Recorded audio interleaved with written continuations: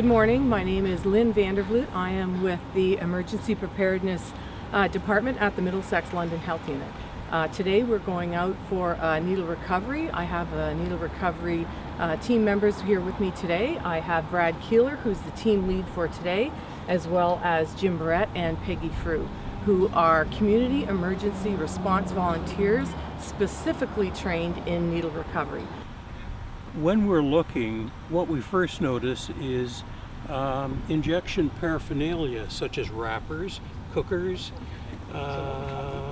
alcohol swabs, and when we see the larger stuff, it's usually an indication that there may be a needle or what we call a sharp close by, and that's the ones that are particularly of concern. We expect to recover probably at least 100 needles as we cover the territory that we're planning to cover today. So we divide the city into zones depending on where we're advised to go, from advice that we get from different sources. So we cover those zones on a regular schedule across the city. Parks and Rec look after Parks and Rec, so we try to do the public areas. So that shirt somebody will wear, I don't want to wreck it.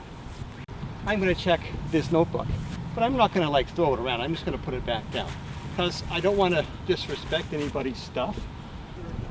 But one woman who we saw this morning just passing by us heard us talking and said, well, the reason that you don't see a lot of the barrels, but you do see the syringe, the needles, is because we reuse the barrels and reuse the syringes till they get blunt.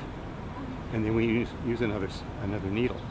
Okay, so yes, so there's the sheath tips, but that is very hard to find. So people have taken that off of the needle as kind of their safety version, but they've then kept the barrel. Joe! As you just saw, the most dangerous part of coming down here for me is bikers, because they come out of nowhere and you're focused on the ground, and it's scary. That's the hardest part of the job on this path sort of thing is the bikers.